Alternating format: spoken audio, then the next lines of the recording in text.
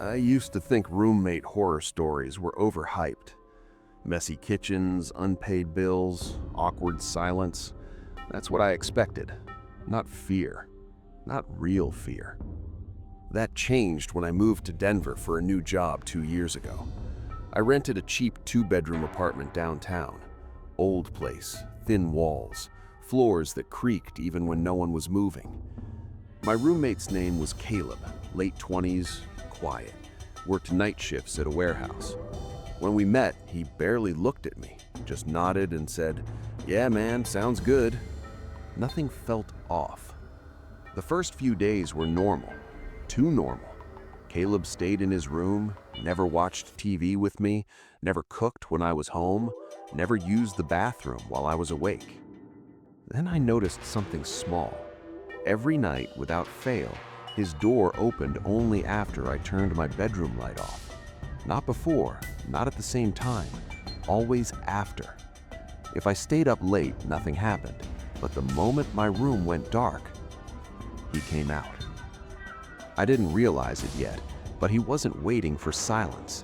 He was waiting for me to sleep. After about a week, that pattern started getting under my skin. On nights when I stayed up late watching YouTube or scrolling on my phone, the apartment stayed dead quiet. No footsteps, no doors, nothing. But the second I turned my light off and laid down, it happened. Soft footsteps.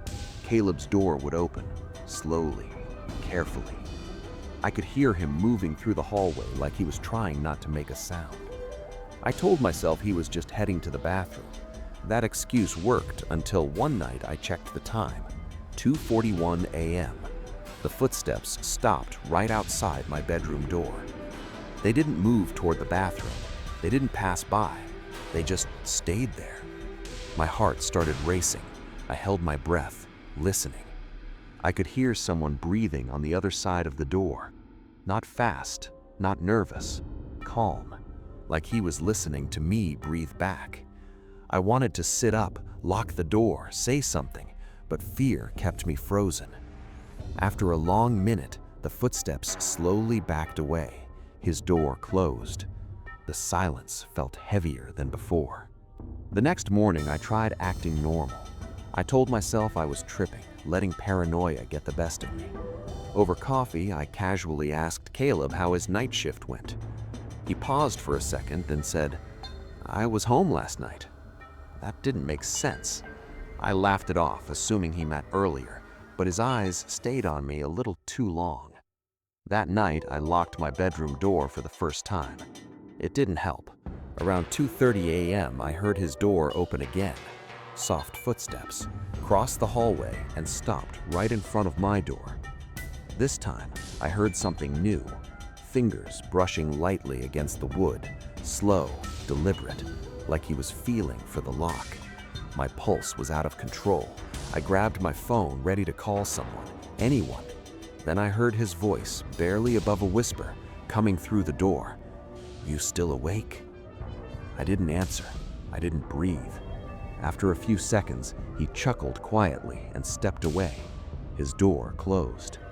I stared at the ceiling until sunrise, knowing one thing for sure. Caleb wasn't just passing by my room. He was checking on me. The next morning, I barely slept.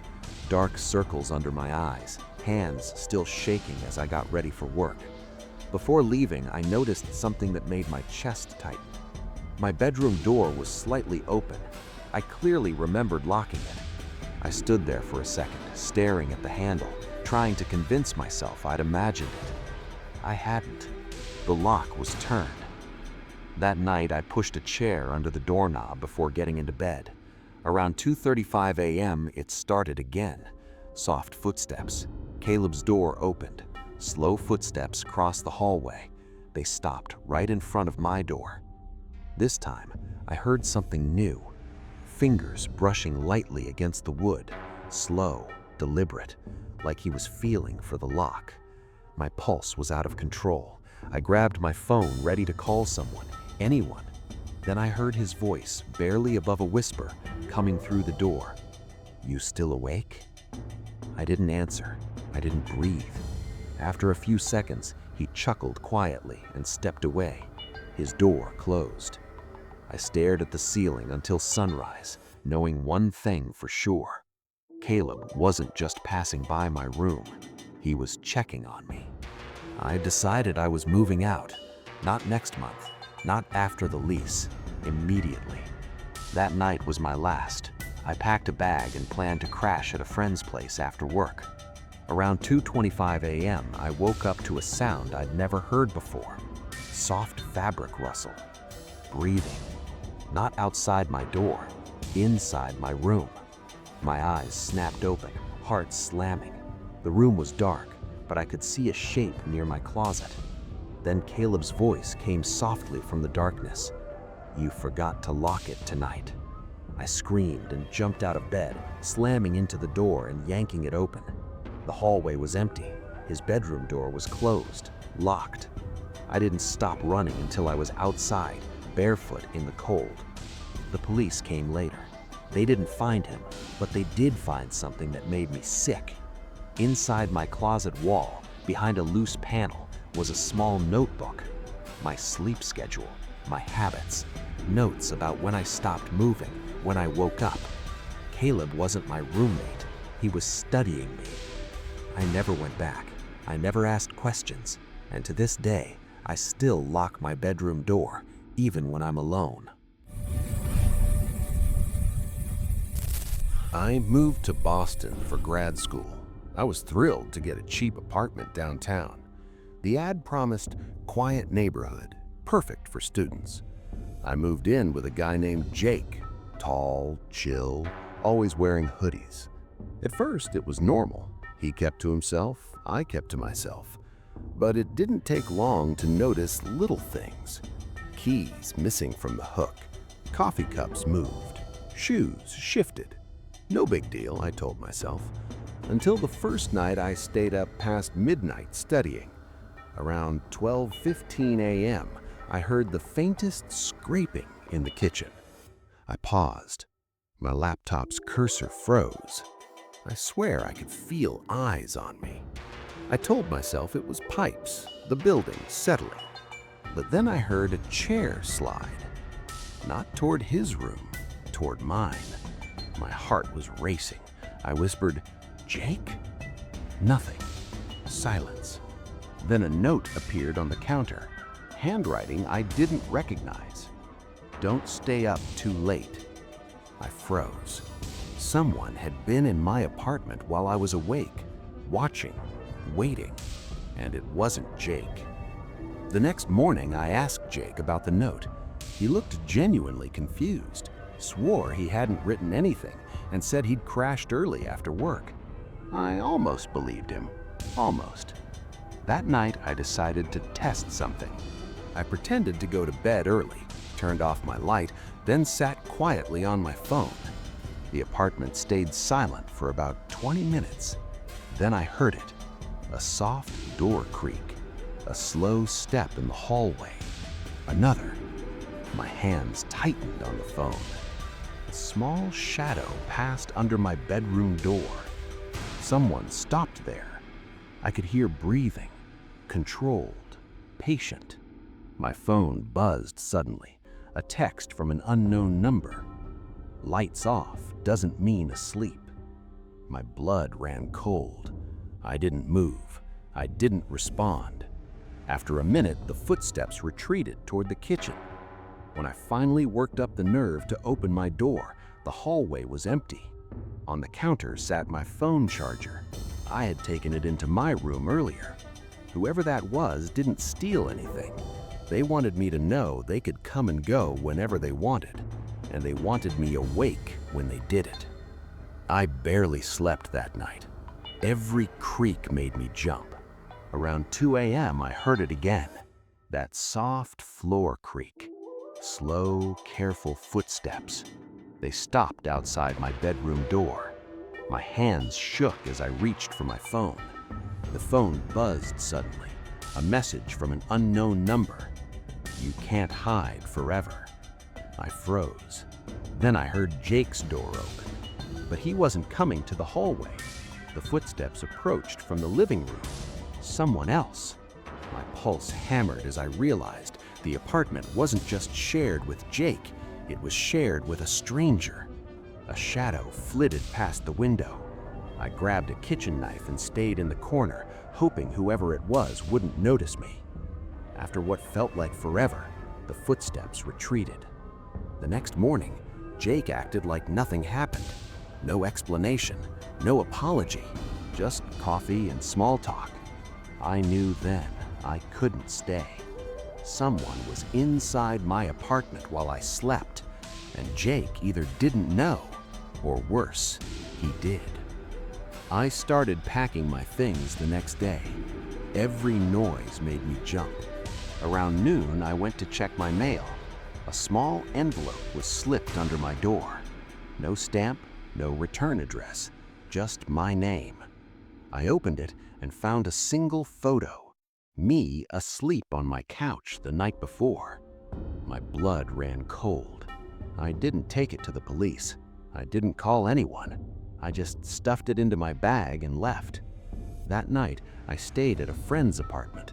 I checked my phone obsessively, expecting texts or calls. Nothing. The next morning, I drove straight to the apartment office. I handed in my keys, citing a family emergency. I didn't even look back. Whoever had been in my apartment had left no trace, except for that photo. It was a clear warning. They could come whenever, and I would never know. I never got another message. I never returned to that apartment. But to this day, I can't sleep with my door unlocked.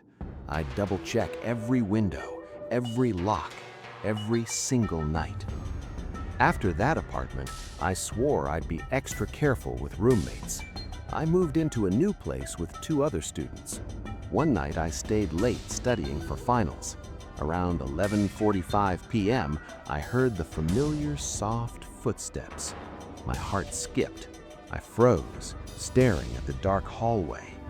At first, I thought it was one of my new roommates, but then I remembered they were both out for the evening. The steps stopped right outside my door. I could hear someone breathing. Not rushed, not nervous, calm, like they had all the time in the world. My mind raced. I reached under the bed for the small pepper spray I kept there. The footsteps didn't move. They just lingered. A small knock came at the door. I held my breath, praying it was a bad dream. The knock repeated, slow, then silence. Whoever it was had left without a sound. That night, I realized one thing. Being careful isn't enough. Sometimes the person watching doesn't follow any rules. The next morning, I told my new roommates about the noises. They looked at me like I was joking. "It's probably just the building settling," one said. I nodded, but deep down I knew better. Later that day, I found something chilling. On my desk, a sticky note I hadn't put there. "Don't sleep alone." My pulse raced. Whoever had been in the apartment wasn't just leaving signs, they were sending warnings. I checked the locks, windows, every entrance, all secure, but that didn't matter. They knew I was here. That night, I stayed awake, lights on, phone in hand. Around 1:30 p.m., the faintest creak came from the kitchen. A shadow moved across the dim light from the fridge. My stomach twisted. "Just checking in," someone muttered softly. I held the pepper spray tight, ready, but no one appeared. The next morning, I moved my bed against the door. Whoever it was could still get in, but at least I could see them coming. I knew this nightmare wasn't over. I got a new job at a late-night diner in Philly. Perfect for extra cash, but it came with a catch. I was often the only one on shift until 2 a.m. The first few nights were fine, just me, coffee machines, and the hum of fluorescent lights. Then, on my 3rd night, around 1:10 a.m., I heard a voice. Not over the phone, not a customer, a whisper from the back storage room. "Hey, you forgot something." I froze, holding a tray of dishes. The lights flickered. I thought it was a prank by a coworker, but everyone else had left. My phone was in my locker. Nothing. I slowly stepped toward the back room, trying to convince myself it was just the pipes. The door was slightly ajar. No one there, but a single pair of footprints led from the storage to the counter. Wet, fresh. I wasn't imagining it. Someone had been in the diner while I worked alone, watching, waiting, and whoever it was, they were patient. They knew I'd see the footprints. I called my manager the next day, hoping to chalk it up to a prank or maybe a weird delivery guy. He laughed it off, said no one had been in the diner after hours. I didn't sleep that day. That night, I tried to be brave. Around 12:50 a.m., I heard it again. Slow footsteps echoing from the back storage room. My stomach dropped. I grabbed a metal spatula from the counter, hands shaking. The footsteps stopped right behind me. I spun around. Empty. Nothing. Then I felt it. A soft brush of air against my neck, whispering, "Don't turn around." I froze, heart hammering. I wanted to scream, but my throat locked up.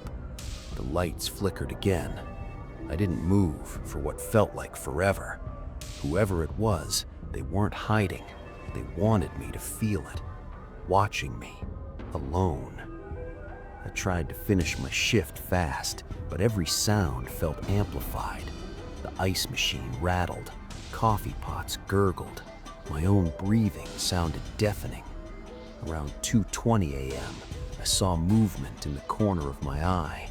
A figure standing by the register. Tall, dark hoodie, no face visible. I froze, clutching the spatula like it was a lifeline. "I've been watching."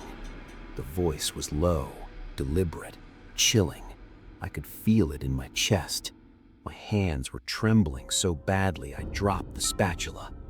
The figure didn't move closer, just stood, watching, waiting. And I knew calling the cops wouldn't help. They wouldn't believe me. No one had entered, no cameras triggered. But I could feel it, that someone or something had been inside the diner every night I worked alone, learning me, tracking me. I tried to act normal, slowly walked to the back and locked the storage door behind me. The footsteps didn't stop. They just circled, patient. By 1:40 a.m., my nerves were shredded. Then I noticed something even more disturbing. On the counter, near the register, a single note. "You can't leave until I say so." My hand shook so bad I almost dropped my phone. I had no choice but to finish my shift, but I kept glancing at the storage door. Every creak, every clatter, every whisper of air made me flinch. Around 2 a.m., the footsteps stopped. Silence. Too quiet. My stomach churned. I didn't dare move. When the clock hit 2:15 a.m., I bolted for the door, checking behind me. Nothing. Locked up tight in my car, hands gripping the wheel. Whoever or whatever had been inside that diner, stalking me while I worked alone, wasn't just playing games. They were studying me, patient, waiting. And I knew if I ever worked a late shift again, I'd never be truly alone. The next day, I tried to laugh it off with a coworker. "Must have been shadows or mice," I said. They nodded, smiling, but I could tell they didn't see what I did.